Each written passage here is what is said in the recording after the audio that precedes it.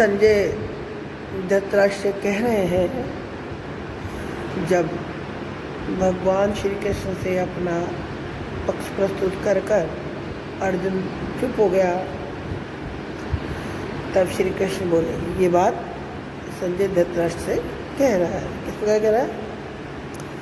तम उवाच ऋषिकेश प्रहसन्नेव भारत सेनयोरुभयोर्मध्ये विषीदन्तमिदं वचः। दोनों सेनाओं के बीच में जब अर्जुन श्री कृष्ण भगवान को, ये संजय धृतराष्ट्र कह रहा है, इस श्लोक का अन्वय देखिए। भारत तम विषीदन्तं ऋषिकेशः उभयो सैन्यों मध्ये प्रहसन्निव इदं वच उवाच। यहाँ पर जो भारत शब्द आया है वह धृतराष्ट्र के लिए आया है। भारत यानी हे भरतवंशी धृतराष्ट्र, क्योंकि संजय बोल रहा है, वो धृतराष्ट्र को बोल रहा है कि हे भरतवंशी धृतराष्ट्र, विषीदंतम दुखी होते हुए, तम उस अर्जुन को, ऋषिकेश है, ऋषि का नाम ईश है, ऋषिकेश है, यानी इंद्रियों के जो स्वामी है। भगवान श्री कृष्ण का ही नाम ऋषिकेश है क्योंकि इंद्रियों को उन्होंने जीत रखा है। उभयो यानी दोनों, सैनियों मध्य सेनाओं के बीच में, प्रहसनी मुस्कुराते हुए, इदम वचः उवाच ये वचन बोले। हे भरतवंशी धृतराष्ट्र, उस विषाद को करते हुए अर्जुन से श्री कृष्ण ने कौरव और पांडव दोनों सेनाओं के बीच में हंसते हुए से वचन कहे। यह श्री कृष्ण का मुस्कुराना अर्जुन का मानव उपहास करना है।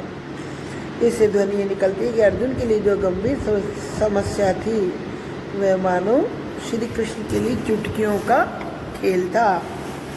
इसलिए मुस्कुराते हुए श्री कृष्ण भगवान बोले। भारत में तो भारत प्लस आन धृतराष्ट्र को संबोधन इन्होंने दिया है और वही अनुष्टुप छंद है। इसमें हुआ साधारण सा है, वच धातु लेटने का प्रथम पुरुष एक वचन है, छंद वही चल रहा है अनुष्टुप। अब भगवान क्या बोले ये संजय बता रहा है। संजय कह रहा है, श्री भगवान उवाच, भगवान श्री कृष्ण बोले। ऐशोच्यानन्वशोचस्तुम प्रज्ञावादश्च भाषसे गतासु न गतासुश्च नानुशोचन्ति पंडिताः। अन्वय देखिए, श्री कृष्ण अर्जुन से कह रहे हैं, तुम अशोच्यान अनवशोच च प्रज्ञावादानुभाष्यसे पंडिता गतासून च अगतासून न अनुशोचन्ति। पहले संदर्भ देखिए। संदर्भ की श्री कृष्ण द्वारा अर्जुन को उसकी किंकर्तव्य विमूढ़ स्थिति से बाहर निकालते हुए समझाने का प्रयास किया जा रहा है। एक प्रकार से माने तो गीता का उपदेश यहीं से प्रारंभ हो रहा है। इससे पूर्व तो श्लोक ज्ञान का उपक्रम शुरू हो रहा था। अब श्री कृष्ण ज्ञान का प्रारंभ कर रहे हैं। देखिए अन्वय के अनुसार देखिए, तुम यानी तुम, हे अर्जुन, तुम अशोच्यान न शोक करने योग्य बातों का अनवशोच है, शोक करते हो, दुख मना रहे हो। प्रज्ञावादन और पंडितों के समान बातों को, प्रज्ञा कहते हैं बुद्धि को, प्रज्ञावाद पंडितों के समान बातों को कर रहे हो।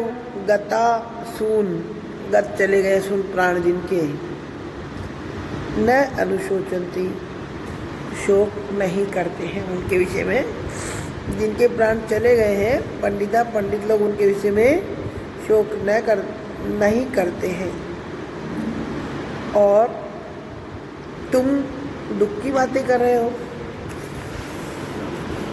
इसलिए श्री कृष्ण को कह रहे हैं, पंडिता पंडितजन अर्थात ज्ञानी लोग, गतासून जो प्राण जिनके चले गए अर्थात जो मरणासन है, मर चुके हैं, और अगतासुन जिनके प्राण नहीं गए अर्थात जीवित है।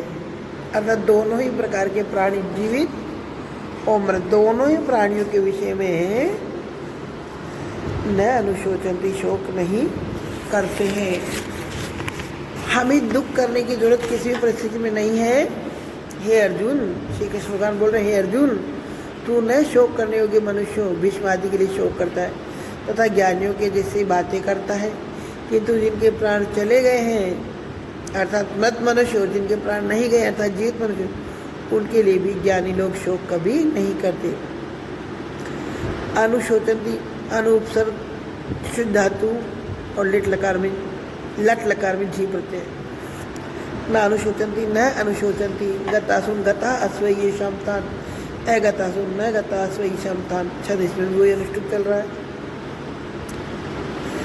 भाव इस श्लोक का ये है कि श्री कृष्ण भगवान आत्मज्ञान के प्रस्तावना के रूप में कह रहे हैं कि हे अर्जुन, तू नहीं शोक करने, गुरुजनों एवं स्वजनों का शोक तो कर रहा है, लेकिन बातें पंडितों की सी बोलता है। लेकिन पंडित तो न जिनके प्राण चले गए उनके लिए दुख करते हैं, और न जो जीवित है उनके लिए शोक करते हैं। यहाँ पंडित शब्द आत्मज्ञानी लोगों के लिए आया है। इस पद में गतासुन और अगतासुन के उदाहरण क्रम से हाथ से निकले हुए तीर के समान और अंजलि के जल के समान है। पंडित शब्द कैसे बनता है? पंडा प्लस इतच के योगी से बना है। पंडा संजाता, ये से सह पंडित है। प्रश्न है कि पंडा किसे कहते हैं? सदा सद विवेकिनी बुद्धि पंडा, अर्थात पंडा उस बुद्धि का नाम है जो भला और बुरा का ज्ञान करने में सक्षम होता है। पंडित वह है जिसमें पंडा नामक बुद्धि मौजूद है।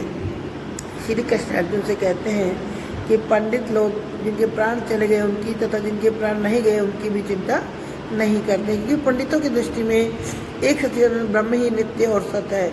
इससे भिन्न कोई वस्तु है ही नहीं, वही सबका आत्मा है, उसका कभी किसी प्रकार नाश नहीं हो सकता तथा शरीर अनित्य है, वह रह नहीं सकता।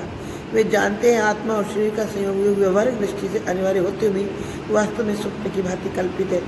फिर वे किसके लिए शोक करे और क्यों करे?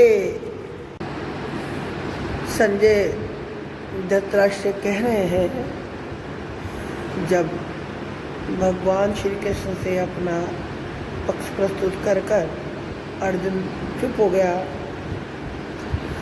तब श्री कृष्ण बोले। ये बात संजय धृतराष्ट्र से कह रहा है। किस प्रकार कह रहा है? तम उवाच ऋषिकेश प्रहसन्नेव भारत, सेनयोरुभयोर्मध्ये विषीदन्तमिदं वचः। दोनों सेनाओं के बीच में जब अर्जुन श्री कृष्ण भगवान को संजय धृतराष्ट्र कह रहे हैं, जब भगवान श्री कृष्ण से अपना पक्ष प्रस्तुत कर अर्जुन चुप हो गया, तब श्री कृष्ण बोले। ये बात संजय धृतराष्ट्र से कह रहा है। किस प्रकार कह रहा है? तम उवाच ऋषिकेश प्रहसन्नेव भारत, सेनयोरुभयोर्मध्ये विषीदन्तमिदं वचः। दोनों सेनाओं के बीच में जब अर्जुन श्री कृष्ण भगवान को ये संजय धृतराष्ट्र कह रहा है, इस श्लोक का अन्वय देखिए। भारत तम विषीदन्तं ऋषिकेशः उभयो सैन्यों मध्ये प्रहसन्निव इदं वच उवाच। यहाँ पर जो भारत शब्द आया है वह धृतराष्ट्र के लिए आया है। भारत यानी हे भरतवंशी धृतराष्ट्र,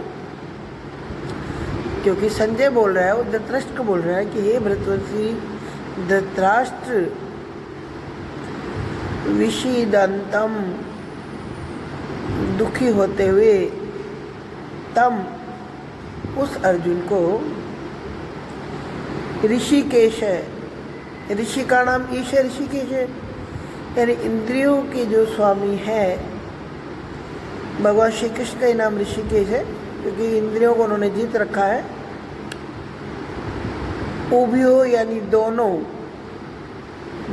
सैनियों मध्य सेनाओं के बीच में प्रहसनी मुस्कुराते हुए इदम वचः उवाच ये वचन बोले। हे भरतवंशी धृतराष्ट्र, उस विषाद को करते हुए अर्जुन से श्री कृष्ण ने कौरव और पांडव दोनों सेनाओं के बीच में हंसते हुए से वचन कहे। यह श्री कृष्ण का मुस्कुराना अर्जुन का मानव उपहास करना है। इससे ध्वनि ये निकलती है कि अर्जुन के लिए जो गंभीर समस्या थी वह मानो श्री कृष्ण के लिए चुटकियों का खेल था। इसलिए मुस्कुराते हुए श्री कृष्ण भगवान बोले।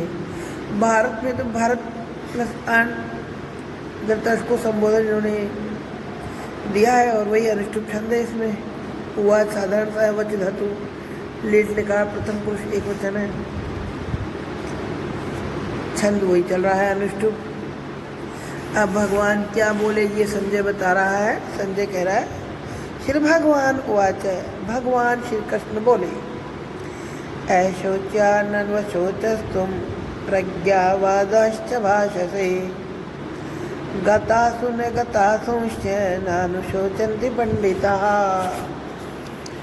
अन्वय देखिए, श्री कृष्ण अर्जुन से कह रहे हैं तुम अशोच्यान अनवशोच च प्रज्ञावादान भाष्यसे पंडिता गतासून च अगतासून नानुशोचन्ति। पहले संदर्भ देखिए। संदर्भ की श्री कृष्ण द्वारा अर्जुन को उसकी किंकर्तव्य विमूढ़ स्थिति से बाहर निकालते हुए समझाने का प्रयास किया जा रहा है। एक प्रकार से माने तो गीता का उपदेश यहीं से प्रारंभ हो रहा है। इससे पूर्व तो श्लोक ज्ञान का उपक्रम शुरू हो रहा था। अब श्री कृष्ण ज्ञान का प्रारंभ कर रहे हैं। देखिए अन्वय के अनुसार देखिए, तुम यानी तुम, हे अर्जुन, तुम अशोच्यान न शोक करने योग्य बातों का अनवशोच है, शोक करते हो, दुख मना रहे हो। प्रज्ञावादन और पंडितों के समान बातों को, प्रज्ञा कहते हैं बुद्धि को, प्रज्ञावाद पंडितों के समान बातों को कर रहे हो। गता सून, गत चले गए सुन प्राण जिनके, न अनुशोचन्ति, शोक नहीं करते हैं उनके विषय में। जिनके प्राण चले गए हैं पंडिता, पंडित लोग उनके विषय में शोक नहीं करते हैं। और तुम दुख की बातें कर रहे हो। इसलिए श्री कृष्ण को कह रहे हैं पंडिता, पंडित जन अर्थात ज्ञानी लोग, गतासून जो प्राण जिनके चले गए अर्थात जो मरणासन है, मर चुके हैं, और अगतासून जिनके प्राण नहीं गए अर्थात जीवित है। अर्थात दोनों ही प्रकार के प्राणी, जीवित और मृत, दोनों ही प्राणियों के विषय में न अनुशोचन्ति, शोक नहीं करते हैं। हमें दुख करने की जरूरत किसी भी परिस्थिति में नहीं है।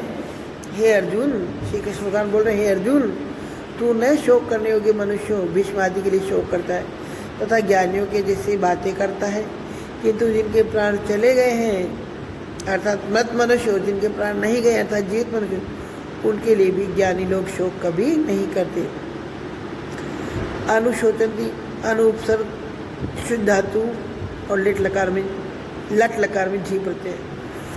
न अनुशोचन्ति न अनुशोचन्ति, गतासुन गता अश्व ये शामतान, अगतासुन न गता अश्व ये शामतान। छद इसमें भी वही अनुष्ठुप चल रहा है। भाव इस श्लोक का ये है कि श्री कृष्ण भगवान आत्मज्ञान के प्रस्तावना के रूप में कह रहे हैं कि हे अर्जुन, तू नहीं शोक करने, गुरुजनों एवं स्वजनों का शोक तो कर रहा है, लेकिन बातें पंडितों की सी बोलता है। लेकिन पंडित तो न जिनके प्राण चले गए उनके लिए दुख करते हैं और न जो जीवित है उनके लिए शोक करते हैं। यहाँ पंडित शब्द आत्मज्ञानी लोगों के लिए आया है। इस पद में गतासुन और अगतासुन के उदाहरण क्रम से हाथ से निकले हुए तीर के समान और अंजलि के जल के समान है। पंडित शब्द कैसे बनता है? पंडा प्लस इतच के योगी से बना है। पंडा संजाता ये से सह पंडित है। प्रश्न है कि पंडा किसे कहते हैं? सदा सद्विवेकिनी बुद्धि पंडा, अर्थात पंडा उस बुद्धि का नाम है जो भला और बुरा का ज्ञान करने में सक्षम होता है। पंडित वह है जिसमें पंडा नामक बुद्धि मौजूद है। श्री कृष्ण अर्जुन से कहते हैं कि पंडित लोग जिनके प्राण चले गए उनकी तथा जिनके प्राण नहीं गए उनकी भी चिंता नहीं करते, क्योंकि पंडितों की दृष्टि में एक सत्य ब्रह्म ही नित्य और सत्य है, इससे भिन्न कोई वस्तु है ही नहीं, वही सबका आत्मा है, उसका कभी किसी प्रकार नाश नहीं हो सकता तथा शरीर अनित्य है, वह रह नहीं सकता। वे जानते हैं आत्मा और शरीर का संयोग व्यवहारिक दृष्टि से अनिवार्य होते हुए वास्तव में स्वप्न की भांति कल्पित है, फिर वे किसके लिए शोक करे और क्यों करे।